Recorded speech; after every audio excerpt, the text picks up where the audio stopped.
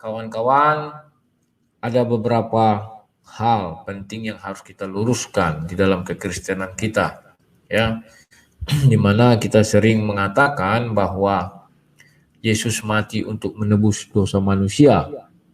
Maka dari itu kawan, sebagai orang yang mengerti firman Tuhan, sudah selayaknya lah saya meluruskan apa yang selama ini menjadi doktrin atau pengajaran yang kita dengar, ya. Kawan-kawan, ini bukan saya yang ngarang-ngarang, tetapi Alkitab yang berkata, ya. Oke, jadi sebenarnya apa itu penebusan dosa? Mari kita lihat dulu Alkitabnya. Saya sering membaca ini dimulai daripada Matius, gitu ya. Itu Yesus sendiri yang mengatakan bahwa Matius 26, ya, saya suka ini 26 ini, dijelaskan di sana bahwa ketika malam perjamuan itu, ya, dia mengatakan, nah ini, sebab inilah darahku, darah perjanjian yang ditumpahkan bagi banyak orang untuk pengampunan dosa. Jadi, untuk pengampunan dosa kita itu bukan kematian Yesus, tetapi darah Yesus, ya. Darah Yesus ditumpahkan bagi banyak orang. Kapan darah itu mulai ditumpahkan? Sejak dia dibawa pengadilan Pontius Pilatus, dicambukkan, disesah. Itu sudah mulai menetes darahnya, dan itu jalan terus sampai ke Bukit Golgota, sampai kepada dipaku, dikasih duri di kepala, dan terakhir ditombak. Ya. Jadi darah Yesuslah penebusan dosa bagi kita. Kenapa ini bisa terjadi? Ini diambil dari kisah Perjanjian Lama, di mana Abraham ingin mempersembahkan Ishak, maka diganti dengan domba. Ya. Jadi domba inilah menebus dosanya si Ishak yang harusnya mati, maka diganti dengan domba. Nah, dalam hal ini Yesus juga dikatakan anak domba Allah, tetapi pakai kalimat Allah, ya. Kalau kita hanya anak domba. Nah, setelah itu orang Israel mulailah melakukan penebusan dosa dengan menumpahkan darah. Darah hewan disembelih, darahnya dibuang, dagingnya ya dimakan, ibaratnya dibuang. Darahnya itulah untuk penebusan dosa, bukan dagingnya. Dan bukan kematian hewan itu. Kenapa demikian kawan? Seperti yang saya bilang beberapa kasus, ayam udah dipotong lehernya, keluar semua darahnya, masih lari dia kawan, jalan-jalan. Ya, bukan itu kawan, ya.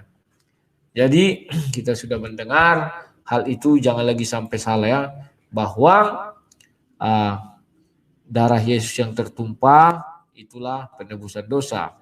Dan itu diperkuat di Efesus 1 ayat 7, ya. Kita bukakan Efesus 1 ayat 7. Dari Matius kita beranjak ke Efesus 1 ayat 7. Ya kan?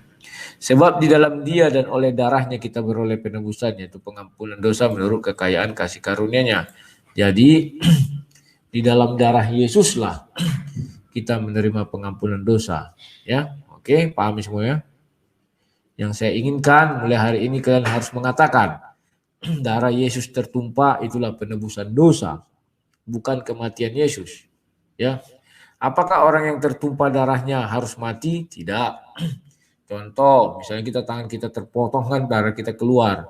Apakah mati? Tidak. Ada orang yang lebih parah lagi, ya, sudah tabrakan berdarah-darah, apa harus mati? Tidak. Jadi darah di sini menyimbolkan penebusan dosa. Kenapa darah? Karena di banyak di Perjanjian Lama dikatakan nyawa itu ada di darah itu, ya kan, kawan-kawannya. Maksudnya adalah bahwa kalau kita kehabisan darah, ya mati, itulah intinya, ya, kalau nggak ada lagi darah sama sekali. Tetapi yang dimaksudkan di dalam kitab suci ini adalah meniru penebusan dosa yang dilakukan pada zaman Abraham dan juga pada zaman nabi-nabi, ya kan, di mana hewan disembelih baru ditumpahkan darahnya. Dan ini kawan-kawan, kalau kalian baca nanti Ibrani 10, coba saya lihat apa itu, ya. Zaman Ibrani 10, ya. Saya ingat-ingat apa ini. Di Ibrani 10 dikatakan bahwa zaman dulu orang kan menebus dosa dengan memotong hewan. Nah, dalam hukum Taurat hanya terdapat bayang-bayang saja dari keselamatan yang akan datang, dan bukan hakikat dari keselamatan sendiri. Karena itu dengan korban yang sama setiap tahun terus-menerus dipersembahkannya Hukum Taurat tidak mungkin menyempurnakan mereka yang datang mengambil bagian di dalamnya. Sebab jika hal itu mungkin, pasti orang tidak mempersembahkan korban lagi. Sebab mereka yang melakukan ibadah itu tidak sadar lagi akan dosa setelah disucikan sekali untuk selama-lamanya. Tetapi justru oleh korban-korban itu setiap tahun orang diperingatkan akan dosanya. Sebab tidak mungkin darah lembu jantan atau darah domba jantan menghapus dosa. Karena itu ketika ia masuk ke dunia, ini Yesus, ia berkata, korban dan persembahan tidak engkau kehendaki, tetapi engkau telah menyediakan tubuh bagiku. Kepada korban bakaran, korban penebusan dosa engkau tidak berkenan. Lalu aku berkata, sungguh aku datang, dalam gulungan kitab ada tertulis tentang aku, untuk melakukan kehendak-Mu, ya Allahku. Di atas ia berkata, korban dan persembahan, korban bakaran, korban penghapusan dosa tidak engkau kehendaki, dan engkau tidak berkenan kepadanya, meskipun dipersembahkan menurut hukum Taurat. Dan kemuliaannya sungguh datang melakukan kehendak-Mu. Yang pertama ia hapuskan supaya menegakkan yang kedua. Dan karena kehendaknya inilah kita telah dikuduskan satu kali untuk selama-lamanya oleh persetubuhan tubuh, persembahan tubuh Kristusnya, bukan persembahan. Selanjutnya setiap iman melakukan tiap-tiap hari pelayanan dan berulang-ulang mempersembahkan korban yang sama sekali tidak dapat menghapus dosa. Ternyata memotong hewan tidak menghapus dosa. Tetapi ia setelah mempersembahkan hanya satu korban saja kepada dosa, ia duduk untuk selama-lamanya di sebelah kanan Allah. Dan sekarang ia hanya menantikan saatnya di mana musuh-musuhnya akan menjadikan tumpuan kakinya. Ya, sebab oleh satu korban saja ia telah mencemooh selama mereka yang ia kuduskan. Dan tentang hal itu Roh Kudus juga memberikan kesaksian kepada kita. Ya, sebab ia berfirman, inilah perjanjian yang akan kuadakan dengan mereka. Sesudah waktu itu ia berfirman pula, aku akan menaruh hukumku dalam hati mereka dan menulisnya dalam akal budi mereka. Dan aku tidak lagi mengingat dosa-dosa mereka dan kesalahan mereka, ya. Jadi apabila untuk semua itu ada pengampunan, tidak perlu dipersembahkan korban karena dosa. Jadi saudara-saudara, oleh darah Yesus kita sekarang penuh keberanian dapat masuk ke dalam tempat kudus. Ingat ya. Jadi Ibrani 10 ini menegaskan tetap karena dulu pakai korban hewan, sekarang tidak berguna lagi, maka korban yang dilakukan adalah darah Yesus gantinya, ya. Sekali untuk selama-lamanya. Dan oleh karena darah Yesus maka kita bisa kudus atau duduk. Jadi bukan karena kematian. Lah, lantas bagaimana dengan kematian Yesus? Oke, kita lihat. Kematian Yesus kita bisa baca di 1 Korintus 15, ya. Apa gunanya kematian Yesus? 1 Korintus, bentar ya. 1 Korintus 15. Ini ya, biar orang-orang Kristen cerdas, tidak pada apa namanya ya. Mulai dari 49 ya. Kawan-kawan, mohon diperhatikan, saya tidak pernah mengatakan Yesus tidak mati, ya. Yesus itu mati. Di luar kubur dia mati, ya kawan-kawan. Tetapi dalam kubur bagaimana? Ini rahasianya. Ya. Seperti ada tertulis, manusia pertama Adam menjadi makhluk yang hidup, tetapi Adam yang akhir menjadi roh yang hidup. Ingat ya? Adam itu diciptakan jadi makhluk hidup, tetapi Yesus dari makhluk hidup menjadi roh yang hidup, yang menghidupkan, bukan hanya hidup. Ya, tetapi yang mula-mula datang bukanlah yang rohani, tetapi yang alamiah. Alamiah maksudnya dari bentuk tubuh kita. Kemudian baru datanglah yang rohania. Manusia pertama berasal dari debu tanah dan bersifat jasmani. Manusia kedua berasal dari sorga. Ingat ya, bahwa Yesus berasal dari sorga. Sementara manusia pertama itu berasal dari debu tanah, memiliki sifat jasmani.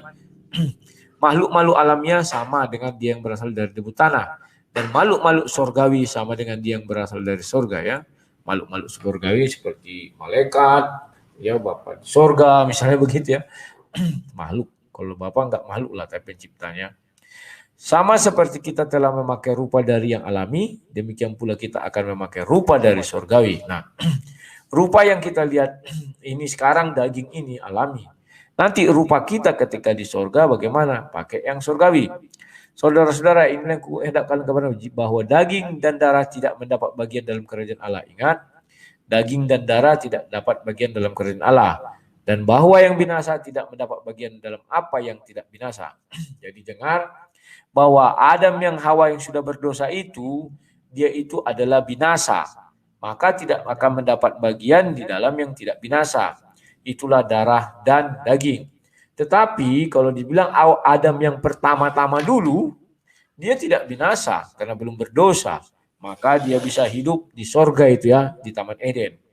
Tetapi setelah dibuang ke bumi, bahwa dia menjadi darah dan daging, sudah berdosa, maka dia tidak akan binasa, kan akan mati dibilang. Yang mati tidak dapat masuk ke dalam kekekalan atau sorga. Sesungguhnya aku menyatakan kepadamu satu rahasia. Kita tidak akan mati semua, tetapi kita semua akan diubah. Dalam sekejap mata, dalam sekejap mata ya, pada waktu nafiri yang terakhir, sebab nafiri akan berbunyi dan orang-orang mati akan dibangkitkan dalam keadaan tidak dapat binasa dan kita semua akan diubah. Ingat, ketika nanti semua orang mati dibangkitkan, dia tidak akan dapat binasa. Baik orang percaya maupun orang berdosa. Orang percaya, dia akan masuk ke dalam sorga dengan tubuh rohani katanya tadi. Orang binasa, orang berdosa, dia tetap dalam daging tetapi masuk ke neraka. Tetapi dia diubah untuk hidup selama-lamanya, tidak mati ya, karena di neraka hukumannya kekal. Karena yang dapat binasa ini harus mengenakan yang tidak dapat binasa, dan yang dapat mati ini harus mengenakan yang tidak dapat mati. Dan sesudah yang dapat binasa mengenakan yang tidak dapat binasa, dan yang mati mengenakan yang tidak mati, maka akan genaplah firman Tuhan yang tertulis. Maut telah ditelan dalam kemenangan. Ya, jadi ketika Yesus mati itu, dia mengalahkan alam maut. Ingat ya, hai maut, di manakah kemenanganmu? Hai maut, di manakah sengatmu? Sengat maut ialah dosa, dan kuasa dosa ialah hukum Taurat. Tetapi syukur kepada Allah yang telah memberikan kepada kita kemenangan oleh Yesus Kristus kita. Karena itu saudara kasih, berdirilah teguh, jangan goyah, dan giatlah selalu dalam pekerjaan Tuhan, sebab kamu tahu bahwa dalam persekutuan dengan Tuhan, jerih payahmu tidak akan sia-sia. Ya, ingat, sengat maut ialah dosa, dan kuasa dosa ialah hukum Taurat. Ini, hai maut, di manakah kemenanganmu? Hai maut, di manakah sengatmu? Jadi kawan-kawan, hal ini menjelaskan bahwa ketika Yesus di dalam kubur, kita kan tidak tahu apa yang terjadi. Tetapi Yesus sebelum peristiwa itu terjadi mengatakan seperti Yunus. Maka ketika Yesus di dalam kubur, dia tidak mengenakan tubuh yang mati ini lagi. Ya, tetapi sudah mengenakan tubuh yang sorgawi. Ya, atau tubuh sorgawi. Ingat ya, ketika kita mati, baik orang berdosa maupun tidak berdosa, dia mengenakan tubuh yang tidak mati. Ya, tubuh yang orang ke sorga memakai namanya tubuh sorgawi. Tubuh orang yang ke neraka tetap menggunakan tubuh biasa ini, jasmani, tetapi dia tidak mati lagi dalam roh. Ya, roh kayak roh lah. Gimana lah aku menjelaskannya? Kalau kalian pernah nonton, jadi ke film larinya. Dia tetap seperti kita, ya. Tapi dia tidak mati lagi, ya. Kalau dibilang si X-Men, dia habis badannya kembali lagi sakit, dia sakit kembali. Maka orang-orang percaya akan masuk ke sorga dengan tubuh kemuliaan itu ya. Orang-orang yang binasa akan masuk ke neraka. Dia tetap tidak mati ya. Dia menggunakan tubuh yang tidak mati juga. Bedanya di sorga itu kita dalam tubuh kemuliaan, di neraka tetap dalam tubuh daging tetapi yang tidak mati. Paham ya? Kenapa harus tubuh daging? Karena firman Tuhan itu kekal. Kejadian 3 ayat 14. Bahwa makanan si iblis itu debu tanah. Debu tanah itu siapa? Ya kita. Dan merasa sakit di hukumannya, maka ini akan menderita. Kita akan ada saraf-saraf ini dan ada nyawa di dalam diri kita ya. Nanti awalnya. Jadi kawan-kawan sudah paham semuanya bahwa kematian Yesus untuk mengalahkan alam maut. Hai maut, di manakah sengatmu? Kan itu dibilangnya. Sedangkan untuk penebusan dosa kita, Pak, tertumpahnya darah Yesus. Darah Yesus untuk penebusan dosa. Kematian Yesus untuk mengalahkan alam maut, sehingga ada kebangkitan setelah kematian bagi kita semua, sehingga ada pengenaan tubuh rohani. Kan dia dibilang tadi ya, tubuh sorgawi bagi orang ke sorga. Ya. Nah, setelah itu ada kebangkitan setelah kematian dan ada jalan menuju sorga setelah kebangkitan.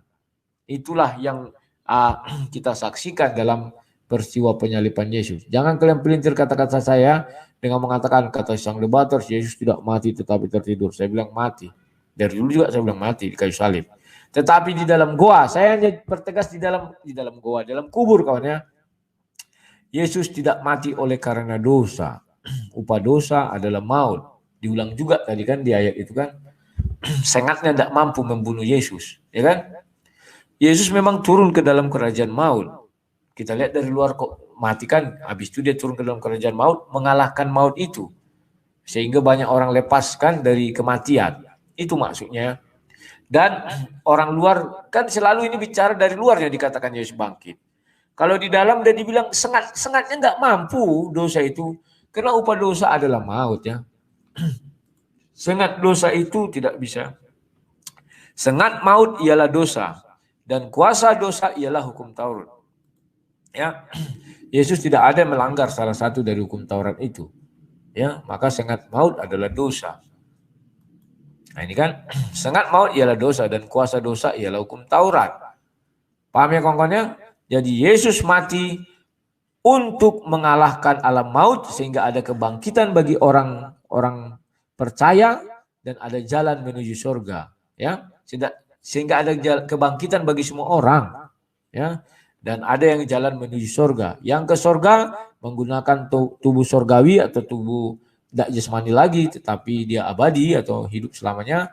Yang ke neraka juga hidup selamanya kawan. Tapi menggunakan tubuh ya yang sekarang bentuknya kayak sekarang lah ya. Kalau dibilang di situ nanti kalian terjemahkan sendiri lah. Intinya dua itu kawan-kawannya tetap dan kesamaannya sama-sama abadi ya, tidak bisa binasa.